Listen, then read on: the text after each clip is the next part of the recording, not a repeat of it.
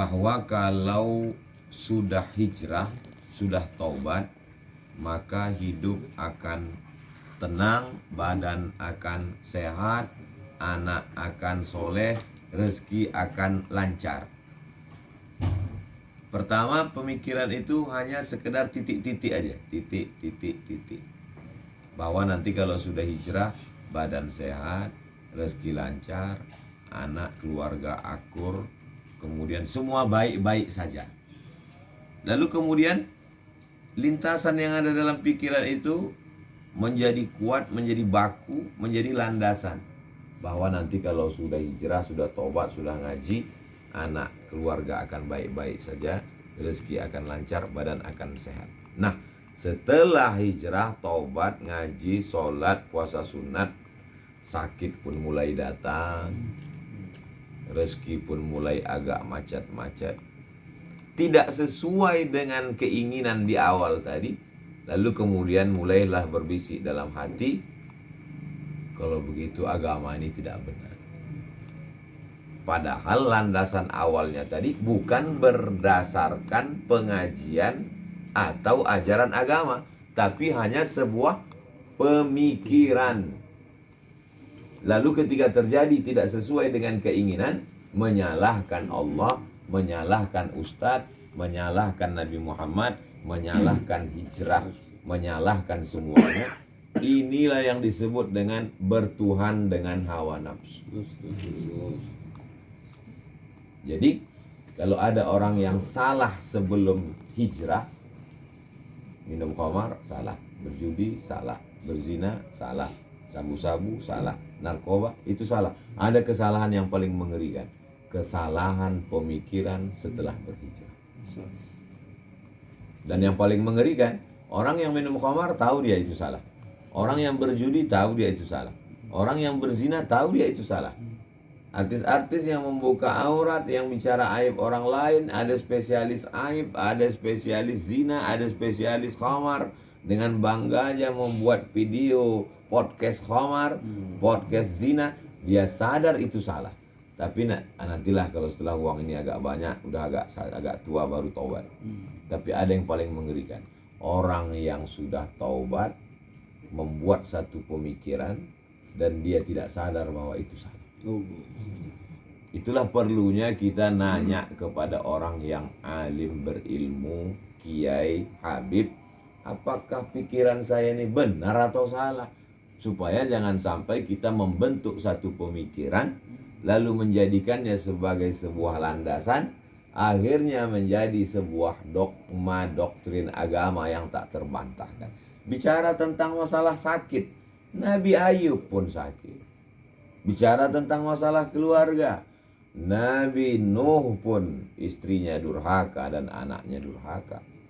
Bicara masalah rezeki, bagaimana sulitnya Nabi Muhammad SAW, bagaimana sulitnya Nabi Ayub, bagaimana sulitnya Nabi Nuh, bagaimana sulitnya Nabi Musa. Sesungguhnya dalam cerita kisah nabi-nabi itu Allah ingin mengatakan bahwa kalau kau dekat dengan aku, sakit, sulit, susah tetap ada. Jadi makna sesungguhnya hidup adalah wa ma khalaqatul jinna wal insa illa liya'budun. Ibadah. Ketika sakit, sakit itu pun ibadah. Ketika sedang morat-marit itu pun kalau karena Allah maka dia menjadi ibadah. Jangan kita pahami bahwa yang namanya ibadah itu hanya sholat tahajud, sholat witir, sholat duha. Yang namanya ibadah itu hanya baca Quran, baca tabarak, baca yasin, baca fatihah, banyak sholawat. Itulah ibadah. Tidak. Orang yang sakit pun ibadah. Bahkan ibadah yang paling tinggi bukan baca Quran, bukan jihad fisabilillah, bukan sholawat, bukan zikir. Ibadah yang paling tinggi adalah ridha menerima takdir Allah Subhanahu wa ta'ala. Ibadah yang tidak mengeluarkan suara, tidak mengeluarkan energi, tidak mengeluarkan keringat, tidak mengeluarkan darah. Ibadah yang dalam keadaan diam, ridha menerima takdir ketetapan Allah Subhanahu wa ta'ala. Kalau dipahami seperti ini, maka insya Allah kita tidak akan menyalah-nyalahkan Allah. Ketika rezeki kita diuji agak macet sedikit saja, kita tidak menyalahkan. Inilah gara-gara taubat ini. Coba kalau nggak taubat kemarin. Kesalahan berpikir membuat kita menjadi salah berbuat. Kesalahan berbuat, kesalahan bicara, kesalahan menarik kesimpulan berawal dari mempertuhankan hawa nafsu. Itulah yang disindir Allah dalam Al-Quran. Ittakhadha ilahahu hawahu. Ittakhadha menjadikan. Ilahahu Tuhannya. Hawahu hawa nafsunya dijadikan sebagai Tuhan. Faksusil qasoso, ceritakan tentang kisah-kisah itu. Kisah siapa? Kisah nabi-nabi itu. Supaya apa? La'allahum yatafakkarun, supaya berpikir, oh ternyata aku sekarang sedang sakit. Nabi pun ternyata juga sakit. Aku sekarang sedang agak macet sedikit rezeki. Sesungguhnya supaya Allah mengajarkan bersyukur tentang lapangnya rezeki. Oh sekarang anakku ini agak sulit sedikit diatur, supaya untuk mengingatkan, supaya ada usaha dan ikhtiar doa lebih. Allah cuma ingin kita sujudnya lebih lama sedikit dari biasa. Kalau rezeki kita lancar, sujudnya mungkin tasbihnya 3 kali, 1 nafas, subhanarabbiyal a'la wa bihamdihi, subhanarabbiyal a'la wa bihamdihi, subhanarabbiyal a'la. Dia buat kita agak sakit batuk sedikit, agak demam sedikit, agak sakit kepala sedikit. Bukan berarti kita lantas curiga ini Omikron sudah sampai. Hanya saja sekedar supaya tasbih kita lebih banyak daripada biasanya, hati kita lebih khusyuk daripada biasanya, munajat kita lebih, bangun kita lebih awal daripada biasanya, duduk kita di masjid mungkin lebih lama daripada biasanya. Karena ceramah kadang tidak membentuk, tidak merubah ibadah, tapi ada sesuatu yang bisa merubah ibadah. Itulah tujuan Allah. Tapi puncak dari segalanya adalah supaya kita menjadi hamba Allah, bukan hamba yang lain. Banyak hal dalam hidup yang kalau kita pikirkan sendiri, Qurannya tidak salah, hadisnya tidak salah. Yang salah itu adalah cara kita berpikir, sehingga membuat kita salah mengambil kesimpulan. Akhirnya yang paling fatal adalah menyalahkan Allah Subhanahu wa ta'ala. Orang yang mencaci maki Allah bukan yang tampil di TV lalu mengambil Quran dia injak, itu jelas kafirnya. Orang yang mencaci maki Allah adalah ketika rezekinya agak sempit sedikit, lalu dalam hatinya, kira-kira Allah masih sempat nggak ngurus aku? Jangan terlalu banyak urusan lalu doaku menumpuk, ini proposal belum sampai. Maka sesungguhnya kita sudah kufur kepada Allah, kufur nikmat.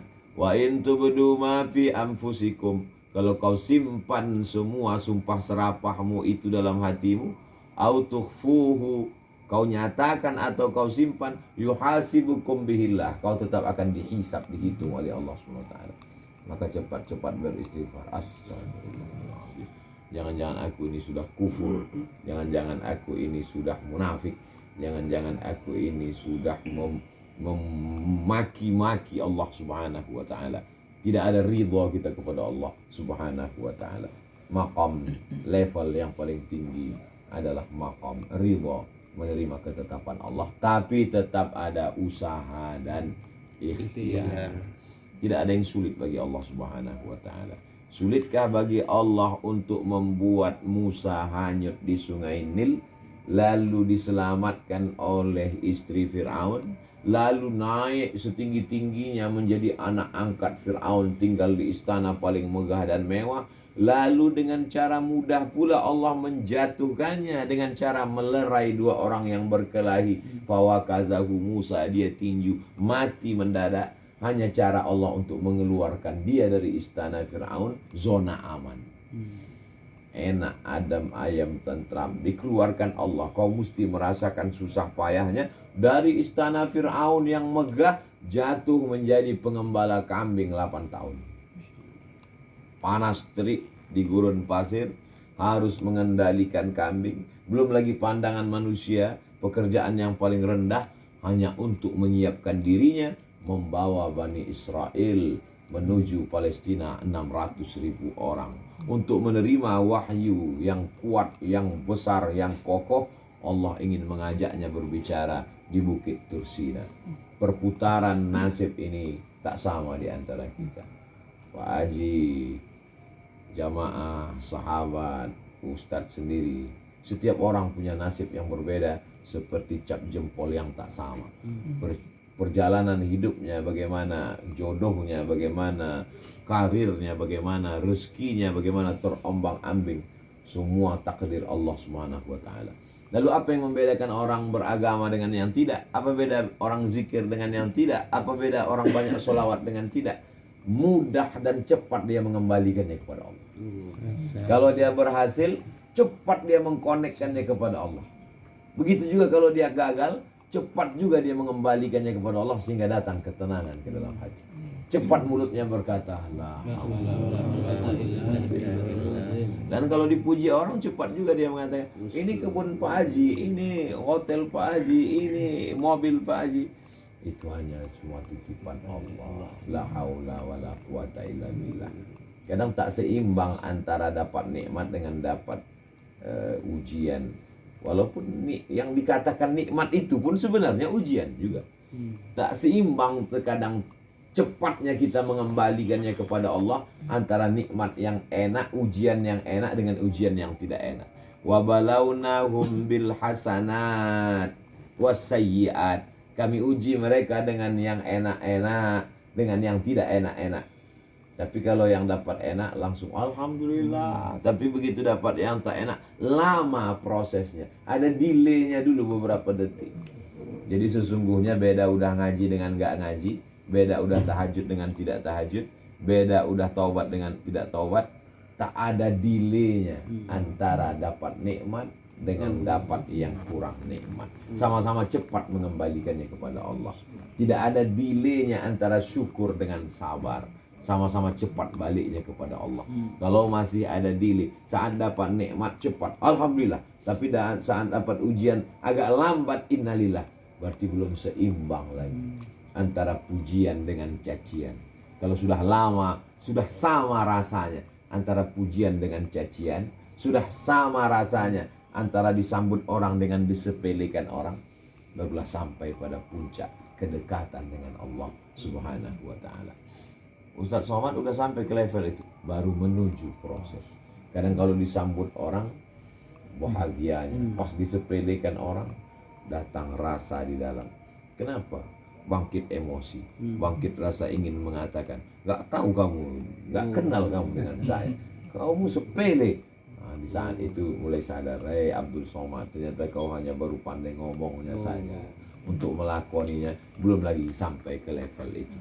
Itulah mengapa kalau di Pekanbaru mudah saya untuk nelpon Pak Adil dengan Putra. Nanti kita berangkat enggak? Tapi saya usahakan saya nyetir sendiri, saya mencari parkir sendiri supaya yang saya sampaikan ini saya amalkan sendiri. Supaya kalau saya ke masjid, kalau saya ada urusan ngantri, muncul di dalam rasa-rasanya udah mau keceplosan nih keluar mau buka masker. Bisa enggak ini? Oh, kalau begitu belum lagi. Belum sama lagi antara ketika disambut orang dengan disepelekan orang. Belum sama lagi ketika dilecehkan orang dengan ketika dimuliakan orang. Padahal yang memberikan itu adalah Allah yang sama. Yang membuat orang berkumpul ramai menyambut engkau, hai Abdul Somad, dan yang membuat engkau disepelekan, diremehkan orang adalah Allah yang sama. Yang mengirimkan manusia itu, yang membuat detak jantungnya, yang membuat dia respon ketika jumpa dengan orang, Ustadz, saya jumpa dengan Ustadz ini sudah bermimpi setiap malam ingin ketemu, akhirnya dikabulkan Allah. Yang mengirimkan orang itu Allah yang sama dengan orang yang menyepelekan. Tapi kenapa perlakuan kita berbeda? Jadi dosa bagi orang yang awam adalah minum khamar, berjudi, berzina. Tapi dosa bagi orang yang dekat dengan Allah adalah ketika tak sama perlakuannya kepada Allah dalam hal-hal ini. Adalah kajian-kajian yang khusus dan halus. Kalau ditonton oleh orang yang mau tobat, bisa jadi dia tak jadi tobat. Karena dia menganggap, jelimet sekali Islam itu, ribet sekali. Ternyata Ustadz Somad tidak sama kajiannya antara ketika tablik akbar dengan ketika, karena memang audiensnya berbeda. Karena memang makanan yang disuguhkan tak sama antara untuk bayi yang baru lahir dengan orang yang sudah lama menggunakan lisan lidah perasanya dengan itulah mengapa kajian di YouTube itu didengar oleh orang, perlu diceritakan ini audiensnya kapan. Ini adalah kajian khusus, kajian subuh di tengah orang yang khusus, tapi dia akan diupload dan ditonton oleh banyak orang. Mudah-mudahan bermanfaat buat saya sendiri yang menyampaikan dan buat kita semua pada kajian subuh ini. Aqulu qauli hadza astaghfirullah li wa lakum. Itu yang dapat saya sampaikan. Mudah-mudahan Allah mengampuni saya atas segala silap dan salah. Barakallahu fikum, jazakumullah khairan. Wassalamualaikum warahmatullahi wabarakatuh. Waalaikumsalam warahmatullahi wabarakatuh. Ada hal-hal yang mengganjal di pikiran, ada yang ingin ditanyakan, kita akan bahas insyaallah. Terima kasih. Waalaikumsalam warahmatullahi. Udah. Ini jadi apa? Jadi animasi. Assalamualaikum warahmatullahi wabarakatuh. Waalaikumsalam. Tapi ini